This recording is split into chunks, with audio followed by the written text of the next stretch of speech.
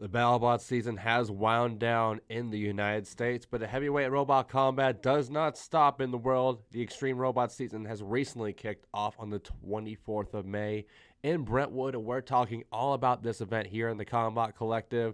Eruptions here didn't do too well, though, surprisingly. We had two robots shoot way up the TCC overall rankings. Who exactly? Just going to have to wait and see. This is the Combot Collective with another event breakdown.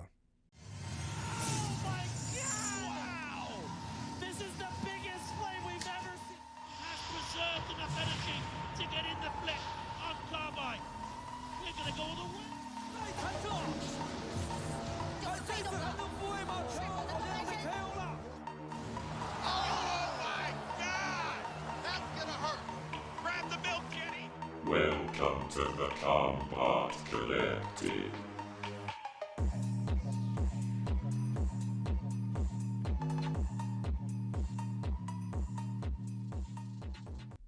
Hello everybody and welcome to another event breakdown episode here at the Combot Collective. Bring everything you want to know from the world of robot combat, from the heavyweight class to the fleaweight class, from Battlebots to the UK live circuit. Here we go.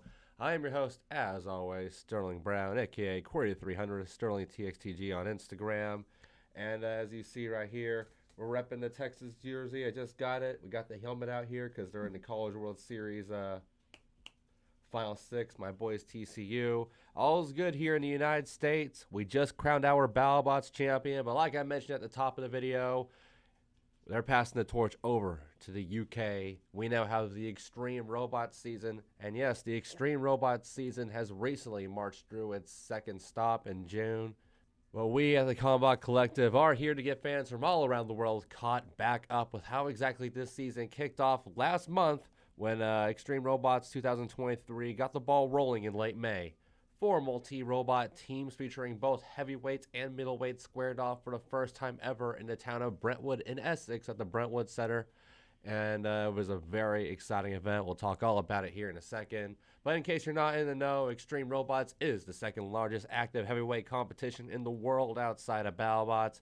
And also brings along the second largest cash prize out of all heavyweight events, with a 5,000 pound prize going to whichever of the 4 teams ends up with the most event wins by the end of the season, with 18 events in total across 6 stops.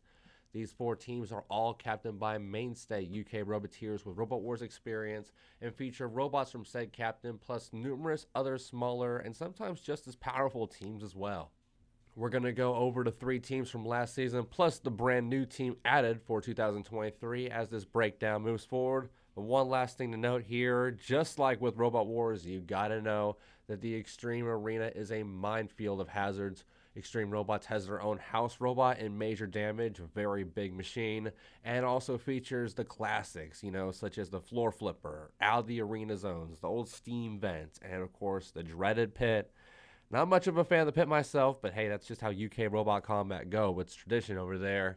But this year, gotta say it, Extreme Robots added something new to the arena over the last off-season. If you've been following them on social media, they've spent much of the last few months hyping up a brand new flame pit, which really confused me at first. I just assumed it was going to be like, one of the ones we'd see in Robot Wars past, but very much mistaken here. As you'll see on videos featured on this breakdown, shouts to Team Ironclads for them. The new flame pit is a freaking out of the arena zone with a damn stunt ramp in front of it and fire shooting out of the OODA part. Probably one of the sickest arena hazards I've seen an arena implement in quite some time. Credit to them, but now let's jump into our action and results from these 3 shows at the Brentwood Center last May. But before we jump into our defending champions, Team Infernoverse, we got to bring up our sponsors here at the Combot Collective. We're talking about robotsruinmylife.com. We have an NHRL event coming up. Of course, we will be live streaming it. Stay tuned for that. But Robots Ruin My Life, they are the merchandise provider for numerous NHRL teams and a handful of Battlebots teams as well. Battlebots robots such as Ripperoni, Starchild, and Shredder Bro, all sponsored, all partnered with robotsruinmylife.com. And robotsruinmylife.com also has, like I mentioned, a lot of these NHRL robots, merchandise of them as well. Wake and Bake, Milk Tank, the original Shredder Bro, numerous other robots, Omega Team merchandise, RRML logo merchandise, plenty of stickers, t-shirts, prints, buttons, bags. They got the Ripperoni pizza boxes, all sorts of fantastic things. Be sure to check out their website, robotsruinmylife.com, in the link below. We're going to be doing another giveaway during NHRL weekend, so stay tuned for that. But now let's get right back into our extreme robots action. Robot combat coming from all around the world. NHRL on deck. You love to see it. But now, as we start off, gotta say there is one element I forgot to bring up for a good reason when it comes to extreme robots, and that is the Extreme Robots Heavyweight Championship, the only standing challenge belt in robot combat, and one that has gathered quite a lineage in just a year of being in existence. It was first won by Ripper number 6, and this champion has been placed over other machines such as Ignition, Iron 8, and the robot which is right now our current longest reigning champion, Eruption. Eruption, the Robot Wars Series 10 champion, driven by Michael Oates, was the heart and soul of the UK heavyweight scene last year, ranked number 2 overall on the TCC overall rankings, and was Team Inferno's driving force towards a dominant first season of Extreme Robots team play, winning them that 5,000-pound prize. And despite a just okay performance from Eruption at this event, Team Inferno just really did not have the same spunk coming out of Brentwood like we have seen in events past. Team Inferno's big storyline entering this Extreme Robot season was that captaining crew Team Inferno would be adding a new heavyweight to their ranks for the first time since 2018 in a robot named Implosion. This is an Axebot with shades of machines such as Thor and Tomahawk from Robot Wars past. And this robot looked the part, and the hype was there for it, but Implosion would certainly be the one imploding for its debut, going a total 0 for 6 on the weekend, the worst performance out of all machines present in Brentwood. But the robot did show some promising durability, and for at least one of its losses, I don't think you can put the full blame on Implosion in my opinion. And why do I say that? Well, sadly, because of the Robot Wars veteran Beast. A live event legend in its own part, this machine was a key piece of Inferno last year, but did not kick off so hot this year for the Elder Flipper. Beast was mired with reliability woes for the entirety of this event, and these problems seriously broke out during a pair of 2-on-2 matches where Beast teamed up with Team Invade robots. In these fights, the Oates family would be doing most of the heavy lifting, while Beast would break down early on, as overall the Gray Flipper finishes 0-4 on the weekend. Hate to see it. But on a lighter note, we have our friends of the Combot Collective and Team Ironclads, the awesome people who allow us to use most of the footage you see in these UK breakdowns. And unfortunately, their signature robot Thunderchild, not the hottest commodity coming out of the 2022 rankings, placed number 140 on our list, but maybe things are set to change for this new season. Thunderchild overall would finish 2-2 with a pair of respectful wins coming their way over the weekend. One in a back-and-forth battle versus newfound rival Weird Malice, and one in a 5-way melee versus the likes of Titan and Thunderbolt. So Thunderchild brought home a couple of W's for Team Inferno, and Team Invade's front hinger Ignition would add a few more to that as well. Probably the best performing robot on the team that weekend, managing 3 wins and 1 loss over the event, with that sole defeat being a knockout loss alongside Beast to Thor and Mega Mouse. More on those two later. Ignition performed well, but wasn't eligible for an Extreme Robots title shot because, of course, its sibling robot, Eruption, remaining champion the entire week.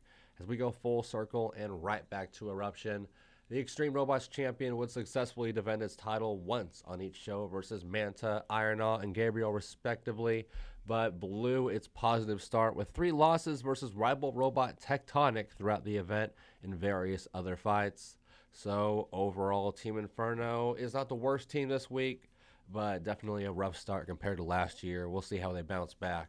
Moving on forward, though, to another team now. Let's take a look at 2023's brand new team on the block, Team Wolfpack. I love that name. Team Wolfpack primarily consists of a lot of 2022's free agents and brand new robots which did not appear last year, such as the likes of Brutus and TR4. The team is captained by former Extreme Robots heavyweight champion Shane Lale and his plethora of Iron Awes, with number 5, number 6, and the recently most successful number 8 on deck for the 2023 Extreme Robots season. And this pack of new and old designs from various countries did pretty good for a first event together, I would say. TR4 probably was the most hyped up of all these new combatants.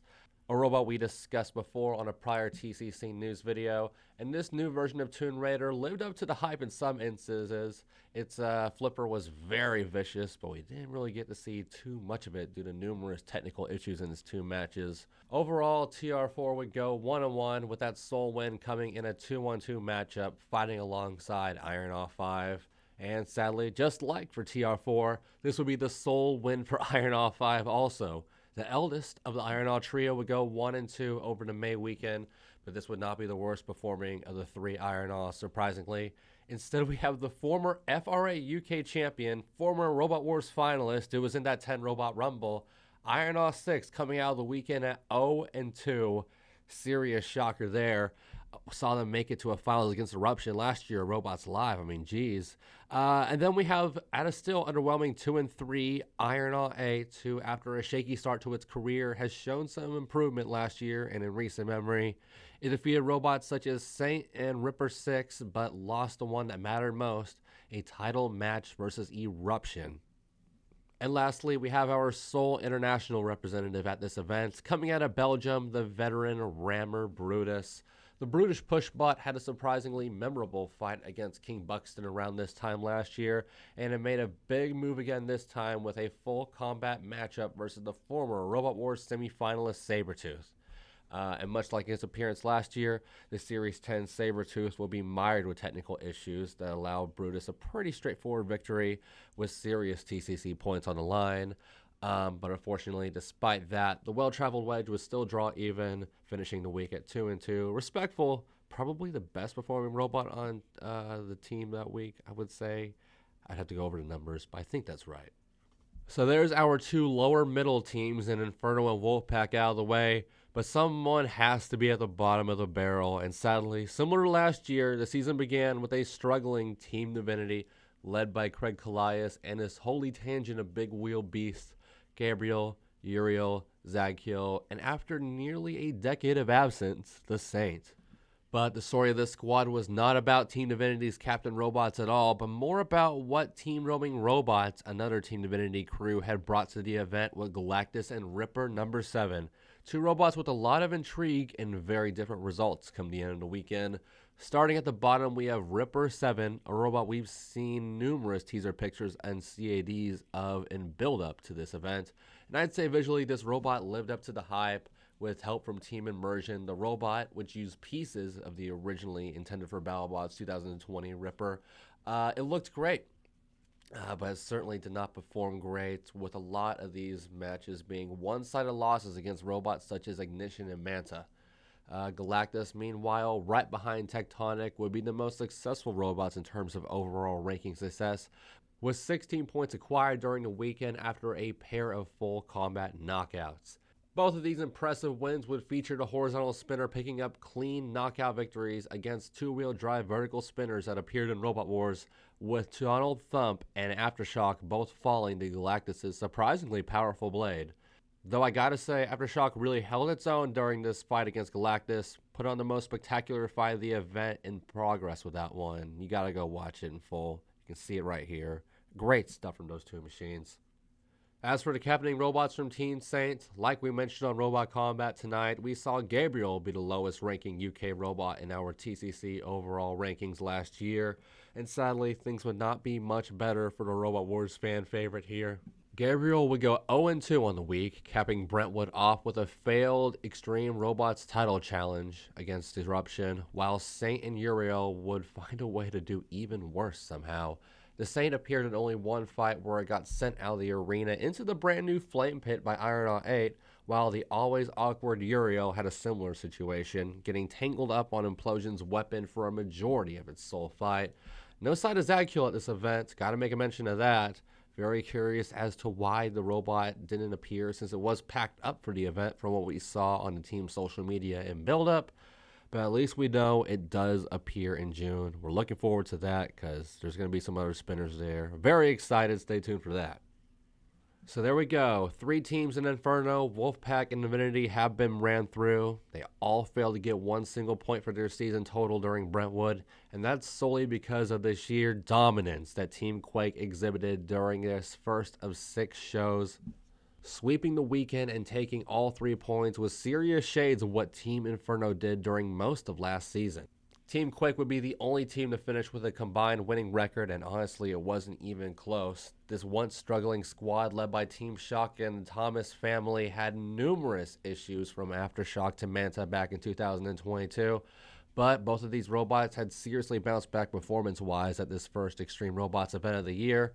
Aftershock, the former Robot Wars Heat winner, was once a dominant force in Extreme Robots Full Combat back when it kicked off in 2018. But with the rise of some prominent robots such as Zagkill and Magnetar in the class, the Spinner has not had the same success, but did show some promise here with a strong defeat versus Galactus and a win versus fellow Robot Wars star Sabretooth. Manta, meanwhile, looked the part in 2022, but had massive flipper power issues during all of that season. And while the verdict is still out on whether that problem is officially long gone or not, Manta did look pretty good here with a veterans row of Iron Awe 6, Beast, and Ripper lined up for it in its wins, but much like the other captaining robots, it would fall to champion Eruption once their title opportunity came. MVP of the weekend, though, would be none other than Tectonic, a robot which seriously impressed in 2022 and even won a Robots Live event at one point. Tectonic doesn't have the power of Iron Awe 6 or the speed of Eruption, but its consistency overall has led it to become quite the rival for Michael Oates' fearsome flipper over the past couple of years, with Tectonic shockingly going 3-0 over Eruption at this very event. Overall, the blue flipper would finish an incredibly impressive 6-0 on the weekend, not breaking a single sweat while pushing itself all the way up to number 14 on our TCC overall rankings. Team captain Will Thomas would take home the brand new Most Valuable Driver Award honors for the weekend on this performance, but Will Thomas's exploits were not the only thing Team Quake had to offer during this event. We also had the shocking and unlikely dynamic duo of Thor and Mega Mouse take to the scene in Brentwood. Collectively, Thor and Mega Mouse would unify forces to take home a pair of impressive tag team victories over the likes of Beast, Implosion, and Weird Malice, giving both of these longtime veteran machines some much needed momentum after fairly underwhelming performances in 2022. Maybe Extreme Robots could consider introducing tag titles down the line? I love to see these two robots work as a unit even more often. Their matches were great fun, good cohesion, veteran drivers. You love to see it.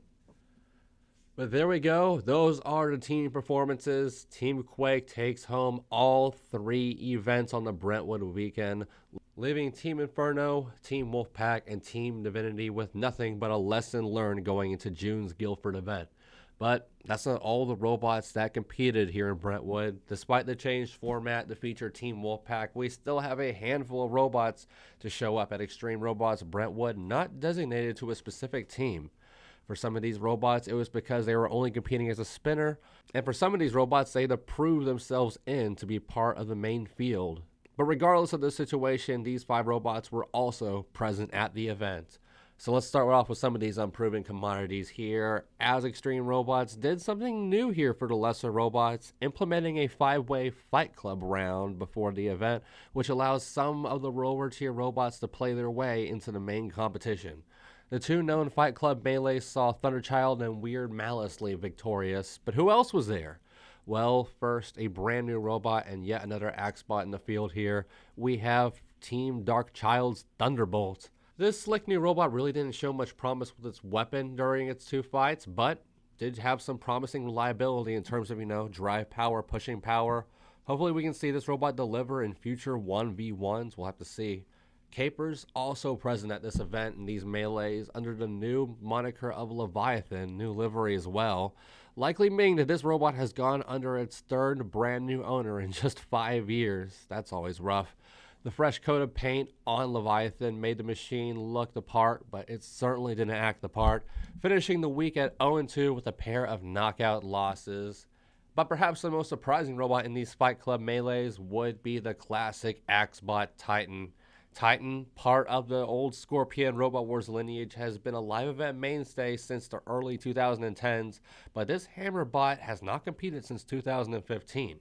Probably the biggest gap between fights for any of these Brentwood combatants, and it certainly showed here, with both weapon and drive reliability being a non-factor for Titan in both these matches. Really didn't do much, unfortunately. But finally, to close things out, 2 veteran spinners from Robot Wars in the past we got to talk about here. We brought them up casually in passing already in this episode.